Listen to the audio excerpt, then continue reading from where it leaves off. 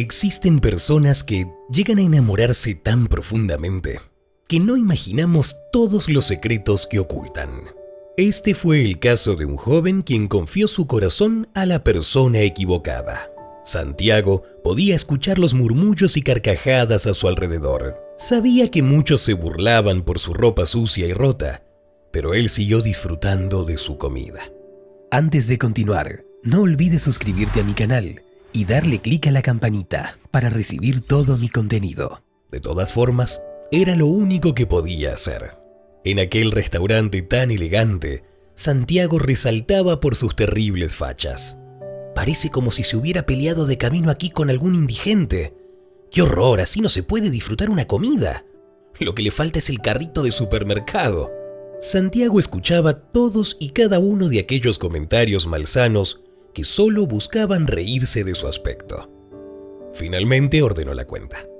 Los mesoneros parecían incómodos de tener que atender a aquel personaje, el cual parecía ser el perdedor de una pelea callejera. Los trabajadores trataron de hacerse de la vista gorda mientras el hombre se sentaba, ordenaba y comía.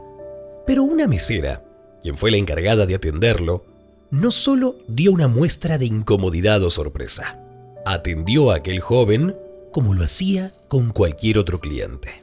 Sus compañeros también se reían de aquel pobre desdichado en la estación de los mesoneros, pero la joven los hizo callar con una sola mirada de advertencia. Cuando el desaliñado joven terminó, dejó un sobre dentro de la carterilla de cuero en donde se hallaba la cuenta de la comida. Se levantó y comenzó a dirigirse a paso lento hacia la puerta, cojeando un poco pues la pierna le dolía mucho. Cuando la mesera tomó la cuenta y sintió el sobre, suspiró ruidosamente. Ese muchacho no aprende. Rápidamente tomó el sobre y lo metió dentro de su delantal. Vaya, vaya, Joana. ¿Eso es una propina? ¿Cuánto te dejó ese ladrón? La joven se detuvo a ver a su compañero con suspicacia antes de preguntar: ¿Y cómo sabes que es un ladrón? ¿Acaso tú lo ayudaste a robar? No, para nada, compañera. Solo digo lo evidente.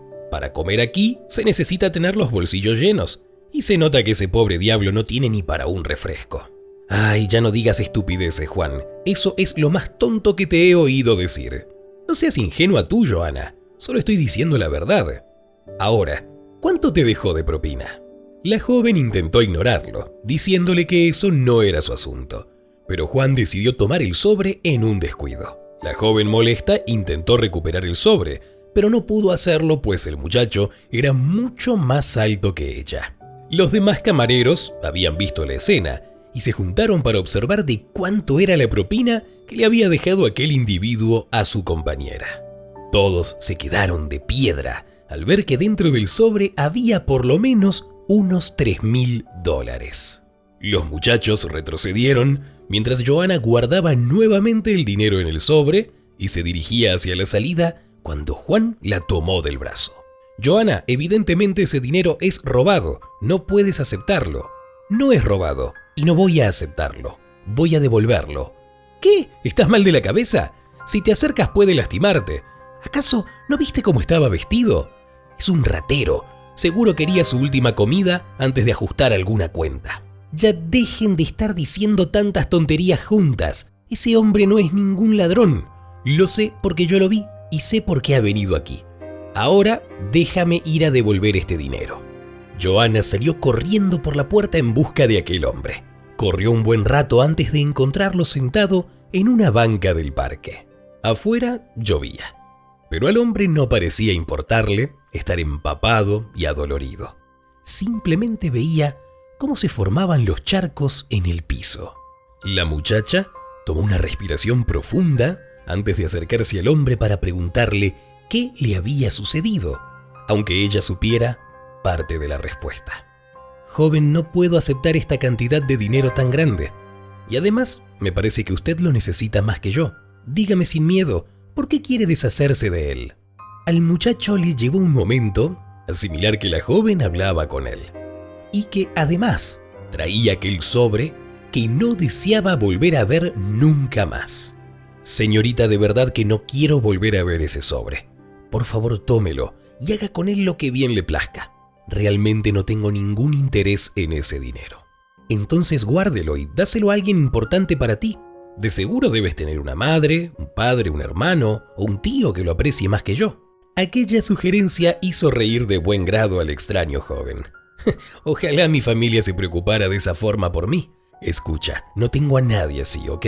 Y te agradecería mucho si pudieras quedarte con ese dinero. Johanna no supo qué decir. Apretó el sobre como buscando qué decir, hasta que finalmente se atrevió a contarle algo que ella sabía de él. Hoy era el día de tu boda, ¿cierto? El joven se le quedó viendo sorprendido. Pero un instante después, su rostro se tornó melancólico y asintió. La muchacha, al ver que él no se animaba a hablar, le preguntó: ¿y qué fue lo que pasó? Santiago siguió viendo hacia adelante, sin importarle la lluvia, ni siquiera un poco. Tomó aire y comenzó a explicarle su historia. Él se llamaba Santiago. Era tatuador profesional. Su familia no siempre estuvo de acuerdo con su profesión, ni tampoco lo apoyaban demasiado. Pero aquello se debía más que nada a una cuestión de apariencias, pues venía de una familia muy acomodada, y según ellos ese no era un oficio digno para él.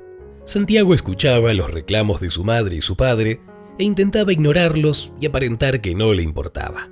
Pero ciertamente le pesaba mucho que su familia no apoyara su trabajo, a pesar de haber ganado premios y reconocimientos desde que había empezado a tatuar profesionalmente a la edad de 23 años. Con sus propios ahorros compró un viejo local de 2 plantas y lo convirtió en su estudio de tatuajes. Gracias a su buena fama, contrató a varios ayudantes y tatuadores que querían formarse con él, logrando así un sólido y compenetrado equipo de trabajo. Santiago estaba orgulloso de lo que había logrado hasta ahora. Sin embargo, su familia no pensaba lo mismo. Un estudio de tatuaje como si eso fuera la gran cosa. Un nido de malvivientes y viciosos es lo que tienes ahí, le decía su madre. Yo no entiendo cuál es tu emoción y orgullo si eso en realidad no es un trabajo. Deberías venir de vez en cuando a la empresa porque después de todo tú eres el mayor y deberías ser el que dirija los negocios una vez yo no esté, le reprochaba su padre. Sus hermanos, por su parte, tenían una ambivalencia que lo desesperaba. Cuando estaban a solas, lo llenaban con halagos sinceros y decían que apoyaban su decisión de ser independiente y dedicarse a lo que le gustaba. Pero cuando sus padres estaban cerca, trataban de darle consejos, diciéndole que sería bueno que escuchara a su padre y buscara la manera de estar más presente en su familia. Todo se mantuvo más o menos igual hasta que Santiago cumplió los 32 años y aún estaba soltero. No era que no le interesaba tener una relación, era que sencillamente no había encontrado a la indicada. Antes había mantenido relaciones por un par de años, pero siempre terminaba separándose de ellas por distintos motivos. El más recurrente era porque en cuanto sus novias se enteraban que provenía de una familia con dinero, lo asediaban con preguntas y luego sutilmente intentaban presionarlo para que estuviera en mejor relación con sus progenitores, disimulando muy mal su creciente ambición. En esos momentos, Santiago explotaba y les dejaba muy en claro que él nada tenía que ver con el dinero de su familia y que no deseaba trabajar para su padre, a lo que las ofendidas muchachas optaban por retirarse y nunca más volver a llamar. Santiago ya había pasado por ese proceso varias veces, así que ya no le quedaban muchas ganas de conocer a mujeres interesadas. Pero un día su hermano Mateo estaba en su estudio y estaban hablando de ese tema. Santiago le decía que estaba decepcionado de su última novia y que pensaba que cualquier chica que se le acercara definitivamente tenía un interés oculto. Bueno, hermano, si eso es lo que te preocupa, comenzó a decirle Mateo, entonces la solución es muy fácil. Busca una chica que tenga su propia fortuna, alguien que también venga de un entorno parecido al nuestro. Sí, claro, respondió Santiago. El problema es que esas chicas y sus familias no están interesadas en un tatuador de 30 años con un negocio propio y alejado de las empresas familiares. Ay, hermano, no seas pesimista, déjamelo a mí. Te aseguro que no te arrepentirás de la chica que voy a presentarte. En ese punto, Johanna, la camarera, interrumpió su relato. Pero, ¿sí te arrepentiste al final? Santiago vio el cielo y contestó. Yo no diría eso, porque yo sí la amo todavía. Pero déjame llegar al día de hoy. El hombre continuó su historia, contándole que Mateo le arregló una cita con una chica joven de unos 26 años de nombre Lucía. Se encontraron en un restaurante, no tan lujoso como para alardear, pero que sí era bonito y limpio, además de tener una buena comida italiana. En cuanto Santiago la vio, no pudo evitar emocionarse por su belleza. La muchacha era simpática y no mostraba señales de ser una presumida o una mimada. Conversaron alegremente mientras le servían la comida. Bueno, he de admitir que cuando Mateo me dijo que él me presentaría a alguien, no esperaba una chica tan simpática. Yo te imaginaba más gruñón, como la mayoría de los tatuadores. Ambos rieron, pero luego Santiago se puso serio al preguntarle: ¿Mateo te mencionó porque no he tenido más novias? Sí, algo me dijo, pero no te preocupes, porque yo no soy nadie para juzgarte. Entiendo que a veces por nuestras familias es difícil encontrar a alguien a quien de verdad le intereses por ti mismo y no por el dinero que representa tu apellido. Santiago estaba fascinado con la personalidad sencilla y cálida de Lucía, así que la invitó a una segunda cita la siguiente semana. Su relación prosperó rápidamente. Lucía no tenía ningún interés por la familia de Santiago, puesto que al provenir ella de una familia de dinero, simplemente tenía los recursos para salir adelante independientemente. Ella trabajaba para la empresa de su padre, pero también tenía un negocio propio, un vivero, donde vendía todo tipo de herramientas para la jardinería, además de hermosas plantas, aunque ya no iba muy seguido a ese lugar. Santiago intentaba preguntarle por qué ya no iba tanto si era evidente que le gustaban mucho las plantas. Bueno, justo ahora estamos muy ocupados en el negocio de mi papá. Me encanta atender el vivero, pero mi padre necesita mi ayuda. Sin embargo, Santiago percibía todo lo contrario. Veía que Lucía se aburría mucho en las oficinas de su padre, pues el negocio marchaba bien y ella terminaba sus labores pronto y sin problemas. Así que comenzó a invitarla seguido a su estudio. Allí compartían el almuerzo. Lucía conversaba con el equipo y los clientes e incluso había comenzado a dibujar un poco. Santiago no podía creer su suerte.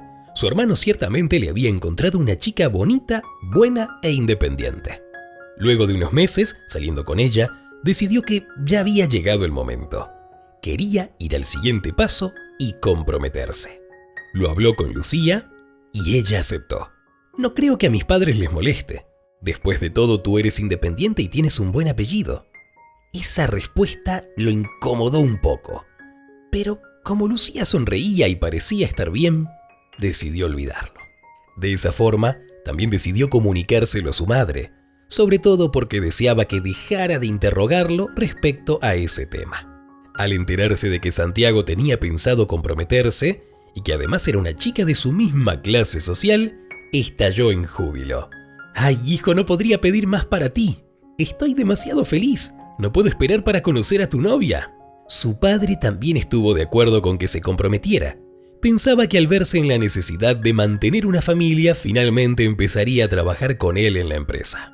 Santiago sabía que el siguiente paso sería el más delicado.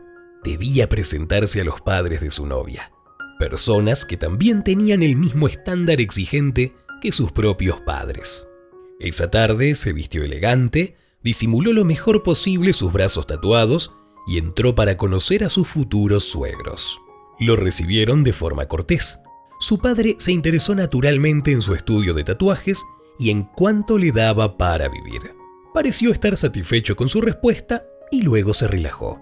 Por otro lado, su suegra se interesó más en saber si planteaba tener hijos en el futuro. Cuando Santiago le dijo que no inmediatamente, pero que sí le gustaría en el futuro, se relajó y dejó que la conversación fluyera.